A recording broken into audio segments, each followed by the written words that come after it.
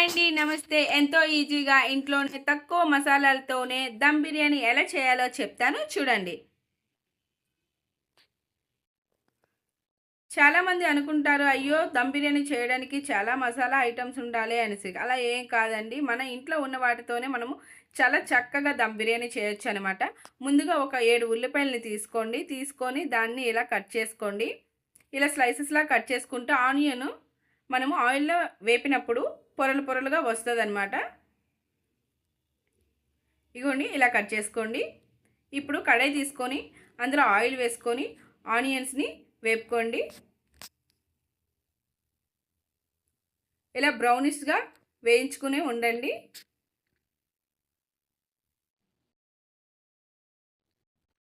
చూడండి ఇప్పుడు ఇలా అయిపోయినాయి కదా! ఇవి ఒక ప్లేట్‌లోకి తీసుకొని పక్కన పెట్టుకోండి. ఇప్పుడు నేనైతే ఒక హాఫ్ కేజీ చికెన్ తీసుకున్నాను. చికెన్‌లోన 2 టీ స్పూన్ల చిల్లీ పౌడర్ వేశాను. 1 స్పూన్ అల్లం వెల్లుల్లి పేస్ట్ వేశాను. 1 కప్ కర్డ్ వేశాను. 2 స్పూన్స్ సాల్ట్ వేశాను. ఇప్పుడు దాన్ని వాటికి పట్టేలా బాగా మనం కలుపుకోవాలన్నమాట. కలర్ కోసం కొంచెం రెడ్ చిల్లీ పౌడర్ వేశాను. దీన్ని పక్కన పెట్టుకోండి. ఇప్పుడు మనము ఒక బిర్యానీ పాత్రని తీసుకొని అందులో దాల్చిన చెక్క, మరాఠీ మొగ్గ, లవంగాలు, యాలకులు వేసుకొని కలుపుకోండి.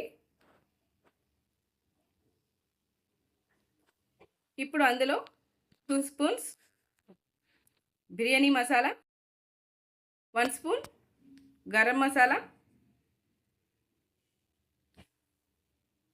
1 స్పూన్ చికెన్ మసాలా వేసుకొని బాగా కలిపేయండి. కలిపేసి మనం ముందుగా వేయించుకున్న ఆనియన్స్ ఉన్నాయి కదా, ఆనియన్స్ని ఇలా పైన వేయండి.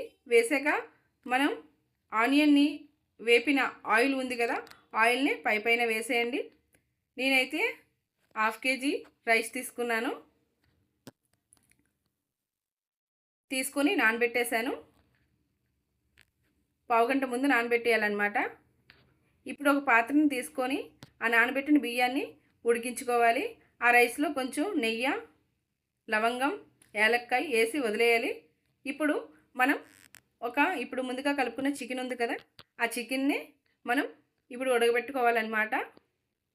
అంటే ఒకవైపు రైస్ పెట్టుకుంటూనే ఇంకోవైపు మనం చికెన్ని గ్రేవీ పెట్టుకోవాలన్నమాట. ఇప్పుడు అవి ఉడికిన వాటర్ ఉంటుంది కదండి, బియ్యం ఉడికిన వాటర్నే నేను చికెన్లో వేసానన్నమాట. చూడండి గ్రేవీ అనేది ఎంత చక్కగా దిగుతుందో. అస్సలు స్కిప్ చేయొద్దండి, మీకు బాగా అర్థమవుతుంది ఎలా చేయాలి ఏంటి అనేది. ఇక్కడ మనం కర్రీ చేస్తుండగానే అవతల మనం రైస్ కూడా చూసుకోవాలండి. రైస్ అనేది అస్సలు మెత్తగా అవ్వకూడదు, పలుకు మీద దించుకోవాలి. ఒకసారి రైస్ని కూడా చూసుకుంటూ ఉండండి. ఉడకపెట్టిన రైస్లోన మనం సాల్ట్ కూడా వేసుకోవాలండి, ఎందుకంటే రైస్కి పట్టాలి కదా. చూసారు కదా రైస్, చూసారండి ఇలా అనమాట. మనము రైస్ ఉడికించుకునే పాత్ర అనేది చాలా కొంచెం ఫ్రీగా ఉండాలి. రైస్కి వాటర్లో ఎక్కువలో ఉడికించుకోవాలన్నమాట. అప్పుడే అది బాగా ఉడికి అంటుకోదు. ఇది చూసారా గ్రేవీ అయితే సూపర్గా ఉంది కదా, మీకైతే నోరు ఊరిపోతుంది కదా గ్రేవీ చూస్తుంటే. నేను ఇప్పుడు చూడండి రైస్ని ఎలా దించుకోవాలి అనేది చెప్తాను. అదిగోండి అలా అనమాట. ముక్క అనేది ఇలా గిరగాలి, మనం ఇరిపిన వెంటనే చాలా బాగుంటుంది. ఇప్పుడు ఆ వాటర్ని వడకట్టేసి మనం గ్రేవీ చేసుకున్న దాంట్లోన పొరలు పొరలుగా వేసుకోవాలన్నమాట. ఇలా వేసుకోవాలి. నేను ముందుగా ఇందులో ఉన్న గ్రేవీని సగం తీసేసాను అనమాట. తీసేసి పైన లేయర్లాగా వేసాను. ఆనియన్స్ని వేసాను, నెక్స్ట్ నెయ్యిని కూడా వేసాను, కొంచెం ఫుడ్ కలర్ కూడా పైన వేసాను అనమాట. మళ్ళీ సెకండ్ లేయర్ ఇలా చేసుకొని ఇలా వేస్తున్నాను.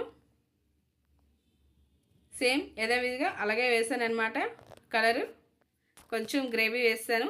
ఇప్పుడు మూత పెట్టుకొని 10 నిమిషాల వరకు లో ఫ్లేమ్లో ఉంచేసుకోండి. ఇప్పుడు చూడండి ఓపెన్ చేస్తే గుమగుమలాడే చికెన్ దమ్ బిర్యానీ సూపర్గా వస్తుంది. ఇకన సర్వ్ చేసుకొని తినేయడమేని. నాకైతే కలుపుతుంటేనే నోరు ఊరిపోతుంది, చూస్తుంటేనే ఆ వాసనకే నాకు టేస్ట్ తెలిసిపోతుంది. అబ్బా! ఎంత బాగా వచ్చేసింది చూసారు కదా! ఒక్కసారి గాని మీరు ఇంట్లోనే ఇలా చేశారంటే అస్సలు వదలరు. మీరు కూడా ఇలానే చేయండి. చాలా బావుంటుంది.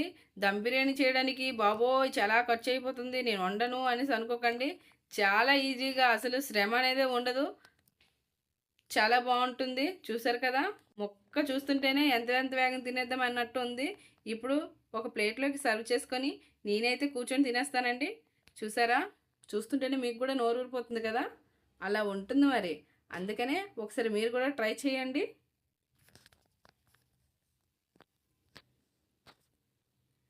చూసారా ఎంత బాగొచ్చిందో? ఇప్పుడు ఒక కప్పు రైతా పెట్టుకొని, ఆనియన్ ముక్కలు పక్కన వేసుకొని తింటే ఉంటది కదా! సూపర్‌గుంటుంది. నా వంటకాన్ని మీకు నచ్చినట్టయితే నా ఛానల్‌ని లైక్ చేసి, షేర్ చేసి, కామెంట్ చేసి, సబ్స్క్రైబ్ చేసుకోండి ఫ్రెండ్స్.